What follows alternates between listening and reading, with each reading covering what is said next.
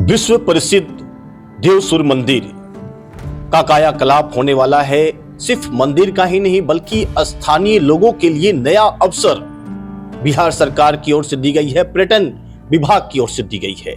जी मैं बता दूं कि वहां पर रोजगार के अवसर मिलने वाले हैं। जो भी स्थानीय निवासी हैं देव के लिए, उनके लिए खुशखबरी है। वैसे तो हम सभी लोग जानते हैं कि देव धार्मिक नगरी है।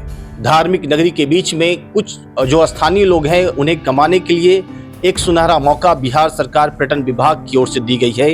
होम स्टे योजना के अंतर्गत में मैं बता दूं कि विश्व प्रसिद्ध सूर्य मंदिर देव को पूरा दुनिया जानता है, जहां उगते हुए सूर्य और डूबते हुए सूर्य को अर्घ दिया जाता है। और साथ साथ ऐसा कहा जाता है कि देखिए भारत की जो परंपरा रही है, सिर्फ उगते हुए सूर्य को ही नहीं बल्कि डूबते हुए सूर्य को भी अर्घ दिया जाता है, उन्हें पूजा किया जाता है, उन्हें सम्मान दिया जाता है। इन सब के बीच में देव के स्थानीय लोगों के लिए कमाने का सुनहरा मौका है होम स्टे योजना।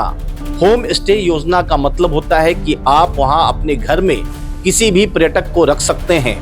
उनको रखने की अनुमति बिहार सरकार दे दी है, जिसके तहत में प्रशिक्षण भी दिया जाएगा, कैसे रखना है, उनके आवासन के लिए क्या क्या करना है, सारा सुविधा आपको देना है। बाकायदा आप जिस घर का रजिस्ट्रेशन होगा उन्हें ट्रेनिंग दी जाएगी। पर्यटक जो आएंगे, कहा तो जा रहा है कि देखिए देव जो है धर्म नगरी है और धार्मिक दृष्टिकोण से देखा जाए तो वहाँ पर पर्यटकों का आना हमेशा रहता है, लेकिन अब इसे पर्यटन की ओर से धर्म नगरी को धर्म पर्यटन के जरिए इसे जोड़ा जाना एक बहुत बड़ी बात है और देववासियों के लिए बहुत सुनहरा मौका है।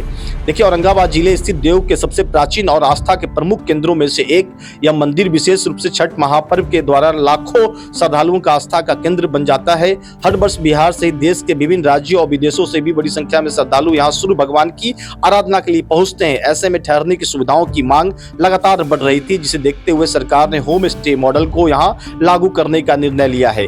होम स्टे योजना के तहत स्थानीय लोगों को अपने घरों में एक हिस्से में को पर्यटक और श्रद्धालुओं को ठहराने के लिए विकसित कर सकेंगे। इसके लिए उन्हें निर्धारित मानकों के अनुसार कमरे, शौचालय, स्वच्छता, पेयजल, सुरक्षा और अन्य मूलभूत सुविधाएं उपलब्ध करानी होगी। सरकार और पर्यटन विभाग आवश्यक प्रशिक्षण, पंजीकरण और तकनीकी मार्गदर्शन भी उपलब्ध कराएंगे ताकि मेहमानों को गुणवत्तापूर्वक सेवा मिल सके। इस योजना का सबसे बड़ा लाभ यह होगा कि पर्यटकों को ठहरने का पैसा सीधे स्थानीय परिवार तक पहुंचेगा। इसमें गाँव और कस्बों में रहने वाले लोगों की आमदनी बढ़ेगी तथा इन्हें अपने घर से ही स्वरोजगार का अवसर मिलेगा। स्थानीय अर्थव्यवस्था को मिलेगा बड़ा सहारा। पर्यटन विभाग देगा प्रशिक्षण। मैं बता दूं कि जिस तरह से सरकार की योजना है आपके लिए है, अगर आप देव में हैं, आपके पास मकान है, तो आपके लिए शानदार यह योजना एक मौका है जिससे आप कमा सकते हैं। हाँ, लेकिन पर्यटक जो दूर दराज से पर्यटक आएंगे उनको रखने के लिए उनकी सुविधा का ध्यान आपको रखना ही पड़ेगा। कहा गया है अतिथि देवो भव, जो अतिथि होते हैं भगवान के समान होते हैं, उनका सम्मान करना चाहिए। इसी के नजरिए आपको सेवा करना पड़ेगा।